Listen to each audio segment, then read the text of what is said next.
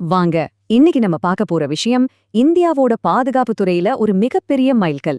உள்நாட்டிலேயே தயாரிக்கப்பட்ட ஒரு வீரர் தன் தோள்ல வச்சே சுடக்கூடிய ஒரு புது டேங்க் எதிர்ப்பு ஏவுகணை, அதாவது எம்பாட் GATM. இத பத்தி தான் முழுசா தெரிஞ்சுக்க போறோம். சரி, இத பத்தி கொஞ்சம் ஆழமா பார்க்கலாம். முதல்ல ஒரு முக்கியமான கேள்வியோட ஆரம்பிப்போம். இந்த புது இந்திய ஏவுகணைய உலகத்தோட பெஸ்ட் ஆன்டி டேங்க் மிசைல்னு சொல்ற அமெரிக்காவோட ஜாவ்லினுக்கு ஒரு போட்டியா நினைக்க முடியுமா? ஒரு ஜாவ்லின் கில்லர் இந்தியாவிலிருந்து உருவாகிடுச்சா? கொஞ்ச நாளைக்கு முன்னாடி நம்ம பாதுகாப்பு ஆராய்ச்சி மற்றும் மேம்பாட்டு அமைப்பு, அதாவது DRDO, உள்நாட்டிலேயே ஒரு புது 3ஆம் தலைமுறை டேங்க் எதிர்ப்பு ஏவுகணைய வெற்றிகரமா சோதனை செஞ்சிருக்காங்க. இது வெறும் ஒரு மிசைல் டெஸ்ட் மட்டும் இல்ல, நம்மளோட உள்நாட்டு பாதுகாப்பு உற்பத்தி திறன்கள்ல இது ஒரு மிகப்பெரிய பாய்ச்சன்னு தான் சொல்லணும். சரி, இந்த ஏவுகணைய இவ்வளவு அட்வான்ஸ்டா மாத்துற டெக்னாலஜி என்னன்னு பாக்குறதுக்கு முன்னாடி, இது எந்த பழைய டெக்னாலஜிக்கு பதிலா வந்திருக்குன்னு முதல்ல புரிஞ்சுக்கலாம். பழைய டெக்னாலஜி பேரு வயர் கைடட். சிம்பிளா சொல்லணும்னா, நீங்க சின்ன வயசுல விளையாடிருப்பீங்கல்ல, அந்த வயர் போட்ட ரிமோட் கண்ட்ரோல் கார், அதை நினைச்சுக்கோங்க. ஆபரேட்டர் அந்த ஏவுகணைய இலக்க தாக்குற வரைக்கும் ஒரு கம்பி மூலமா அதை கண்ட்ரோல் பண்ணிட்டே இருக்கணும். இதுல என்ன பெரிய சிக்கல்னா, அந்த ஏவுகணையை இயக்குற வீரர் அது டார்கெட்டை தாக்குற வரைக்கும் ஒரே இடத்துல நிக்கணும். இதனால எதிரி டேங்கிகள் அவங்க இருக்கிற இடத்த ஈஸியா கண்டுபிடிச்சு அவங்க மேலேயே திருப்பி தாக்குறதுக்கு வாய்ப்பு ரொம்ப அதிகம். இது நம்ம வீரர்களோட உயிருக்கே பெரிய ஆபத்து. ஆனா இப்ப வந்திருக்கிற இந்த புது டெக்னாலஜி அந்த ஆபத்தை மொத்தமா நீக்கிடுச்சு. இதோட பேரு ஃபயர் அண்ட் ஃபர்கெட், அதாவது சுட்டு விட்டு மறந்து விடு. இந்த டெக்னாலஜில மிசைல லான்ச் பண்றதுக்கு முன்னாடி டார்கெட்டை லாக் பண்ணிட்டா போதும். அதுக்கப்புறம் ஆபரேட்டரோட வேலை முடிஞ்சுது. இதோட செயல்முறை ரொம்ப சிம்பிள், அதே சமயம் வீரர்களுக்கு ரொம்பவே சேஃப். டார்கெட்டை லாக் பண்ணுங்க, மிசைல ஃபயர் பண்ணுங்க, உடனே அந்த இடத்த விட்டு பாதுகாப்பான இடத்துக்கு போயிடுங்க. அந்த ஏவுகணை தானாவே இலக்க தேடி போய் தாக்கிடும். அடுத்ததா இந்த ஏவுகணையோட இன்னொரு முக்கியமான சிறப்பம்சத்தை பார்ப்போம்.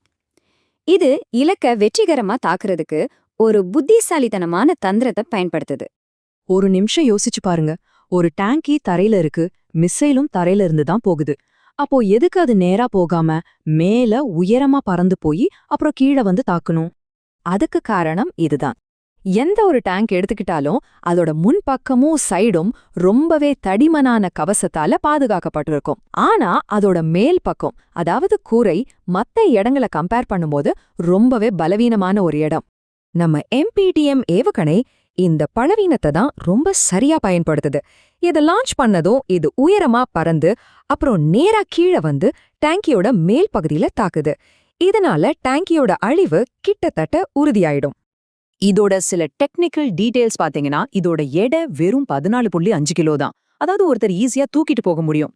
இதோட தாக்குதல் தூரம் 200 மீட்டர்ல இருந்து 4 கிலோமீட்டர் வரைக்கும் இருக்கு.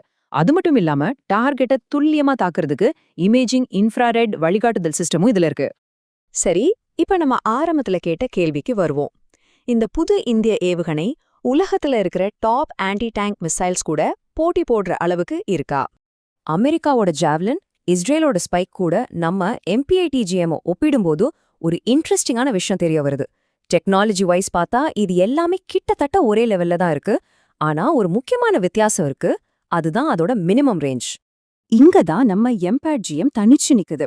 அமெரிக்காவோட ஜாவ்லினால 2.5 கிலோமீட்டருக்கு கம்மியான தூரத்துல இருக்கிற டார்கெட்டை தாக்க முடியாது. ஆனா நம்ம எம்பாட் வெறும் 200 மீட்டர்ல இருந்து 4 கிலோமீட்டர் வரைக்கும் எந்த தூரத்துல இருக்கிற இலக்கையும் தாக்க முடியும். போர்க்களத்துல இந்த மாதிரி ஒரு நெகிழ்வுத்தன்மை ஒரு மிகப்பெரிய அட்வான்டேஜ். சரி, உலக அளவை விடுங்க, நம்ம அண்டை நாடுகளான சீனா, பாகிஸ்தான் கூட ஒப்பிடும்போது நம்ம நிலைமை என்ன?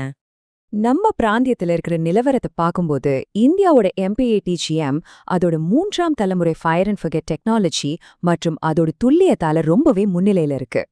பாகிஸ்தானோட மெயின் ஆன்டி டேங்க் மிசைலான HJ-8 சைனா கொடுத்த 1985 வருஷத்து டெக்னாலஜி. இதுல ஃபயர் அண்ட் ஃபர்கெட் வசதி கூட கிடையாது. சோ அது போட்டியிலே இல்ல. அடுத்து சீனா. அவங்க கிட்ட HJ-12ன்னு ஒரு 3ஆம் தலைமுறை ஏவுகணை இருக்கு. ஆனா சீனாவோட ஆயுதங்கள் மேல எப்பவுமே ஒரு விமர்சனம் உண்டு. அதாவது சீனாவின் ஆயுதங்கள் பேப்பர்ல பார்க்க பிரமாதமா தெரியும், ஆனா களத்துல அதோட துல்லியம் பெரும்பாலும் கேள்விக்குறியாதான் இருக்கும். இந்த எம்பாட் வெற்றிங்கிறது ஒரு தனிப்பட்ட விஷயம் இல்ல. நம்ம பினாக்கா ராக்கெட்ஸ் மாதிரி பல வெற்றிகரமான உள்நாட்டு அணைப்புகளை நம்ம பார்த்திருக்கோம். இதெல்லாம் வச்சு பார்க்கும்போது தரவழி தாக்குதல் ஆயுதங்களை உருவாக்குறதுல இந்தியா உலக தரத்தை நோக்கி வேகமா போயிட்டு இருக்குன்னு நல்லாவே தெரியுது. அப்போ இந்த உள்நாட்டு தொழில்நுட்பத்தோட வெற்றி ஒரு முக்கியமான கேள்வியை எழுப்புது. உலக சந்தையில ஜாவ்லின் மற்றும் ஸ்பைக் மாதிரி ஏவுகணைகளுக்கு ஒரு பெரிய சவாலா நம்ம எம்பேட் ஜிடிஎம் இருக்குமா? இந்தியாவின் பாதுகாப்பு ஏற்றுமதியில இது ஒரு புது அத்தியாயத்தை தொடங்குமா? யோசிக்க வேண்டிய விஷயம்.